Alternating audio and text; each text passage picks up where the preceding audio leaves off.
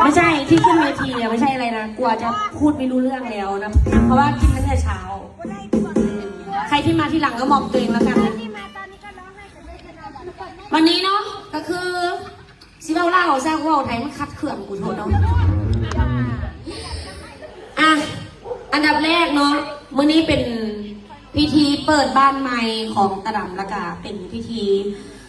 ฮับรถใหม่นำเนาะแล้วก็เป็นครั้งแรกในชีวิตที่รู้สึกว่าตัวเองอะประสบความสำเร็จแบบ100%ตบมือให้เลยเพราะปกติก็จะมีนั่นมีนี่อยู่แต่ว่าเฮาบ่ได้อย่างเป็นสิ้นเป็นอันใหญ่ขนาดนี้เนาะอันนี้จะเป็นครั้งแรกละค่ะต่อไปก็ให้มีเรื่อยๆให้มันคำมันคูณเนาะให้มันมีเรื่อยๆแล้วก็อยากให้ทุกคนนะฮักกับตะดำแบบนี้ตลอดไปแต่ว่าก่อนที่ตะดำจะไปโหมดแบบแดนขอโหมดซึ่งอีกนิดนึงเนาะอันดับแรกก็คือต้องขอบใจมาดามก้อยเป็นคนแรกเลยเนาะมาดามก้อยเป็นคู่ชีวิตนะไม่ใช่เป็นแค่เพื่อนเพราะว่าตอนแรกอะยังไม่ฟังกูเลยอะทะเลาะกันทุกวันยังจะตีกันตายหายแล้วอะไรเงี้ยใช้อารมณ์ไปนิดนึงแต่ว่าสำหรับมาดามก้อยคือจะเป็นคนที่พาตะดำสร้างแล้วก็พาก๊อตสร้างแล้วก็ให้ข้อคิดแล้วก็ซัพพอร์ตกันแล้วก๊อตก็อยู่เบื้องก๊อตกับตะดำก็อยู่เบื้องหลังแล้วก้อยก็อยู่เบื้องหน้าจนทุกวันนี้เราประสบความสำเร็จด้วยกันตะดำกล้าบอกว่าเราประสบความสำเร็จด้วยกันเนาะไม่ใช่ตะดำประสบความสำเร็จคนเดียวมาดามก้อยทุกคนรู้หมดว่ารวยมากตบมือให้มาดามก้อยหน่อยแล้วก็2ก็คือขอบใจครอบครัวขอบใจคุณแม่ทั้งแม่ตัวเองเนาะอาจจะทะเลาะกันบ้างแต่ก็ขอบใจที่เลี้ยงดูมาจนใหญ่โตแล้วก็ขอบใจยายน้อยคุณครูรุจิลาที่เป็นแม่ย่าที่ซัพพอร์ตที่สุดที่แบบว่าลูกไพ่อยากได้อย่างกับซัพพอร์ตหรือว่า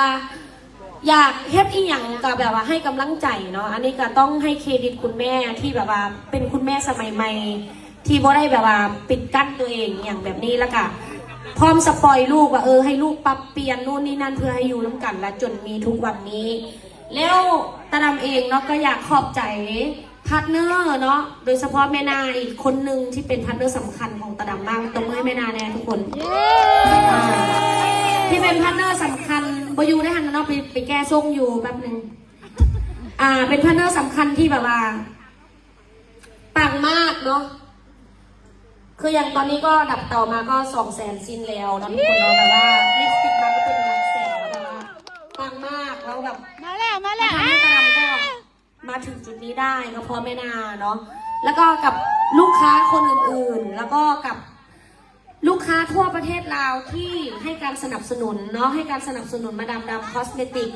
ให้การสนับสนุนมาดามก้อยให้การสนับสนุนทุกแบรนด์ที่ผลิตจากคอสเมติกMD Cosmetic ทุกๆคนเลยก็ต้องขอบคุณมากๆและตอนนี้แล้วก็ต้องขอบคุณสามีเนาะอันนี้ขาดบ่ได้เลยสามีอาจจะทะเลาะกันทุกวันแต่ก็ซี่กันทุกวันอยู่ซี่กันทุกวันอยู่มันลืมบ่ได้เลยนี่พอขึ้นทั้งเรื่องตลอดหยอกก็คือขอบคุณสามีที่แบบว่าทะเลาะกันบ้างแต่สุดท้ายเราก็จับมือด้วยกันจนมาถึงปัจจุบันแล้วจนทำให้เรามีพอเช่ขับในวันนี้ขอบคุณค่ะสะใจมากค่ะขอบคุณมากครับขอบคุณ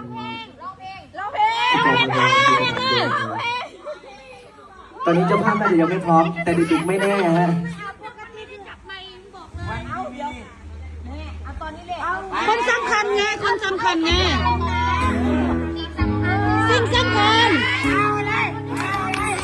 แล้วอย่าร้องฮะอย่าเพิ่งร้องฮะสิ่งสำคัญเพื่อน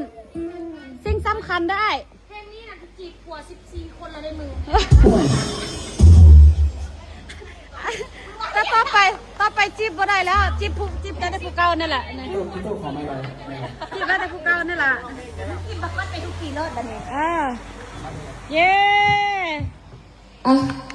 เอาสิ่งสำคัญ สบู่ใส่ดีแห้งพอได้ล้างก็เป็นอันนี้แหละพอได้เป็นสิวอุดตันสิวเซียนสิวเสมอสิวเรื้อรังแพ้สารแพ้แมทแพ้เครื่องสำอางล้างรถเด้อล้างแล้วสิวยุบไวบำรุงต่อด้วยเซรั่มยกกระสับรูขุมขนลดรอยดำรอยแดงลดฝ้าลดกระและที่สำคัญหน้าเบาบางสิวยุบฟ้าจางต่อด้วยโอเคกันแดดตบเลยเด้อพี่น้องเด้อบอกเลยได้ทุกสภาพผิวเป็นกันแดดกันน้ำคุมมันกันเหงื่อบ่เป็นสิวอุดตันบ่เป็นคราบระวังวันตบแล้วเนียนแบบนี้เลยบ่เป็นสิวพร้อมเด้อตบด้วยโอเคแป้งต่อพี่น้องบอกเลยว่าปกปิดรอยดำรอยแดงปกปิดรุมสิวคุมสิวปกปิดฝ้ากระปกปิดจุดด่างดำ01ผิวขาว02ผิวสีแดงเนียนแบบนี้แหละ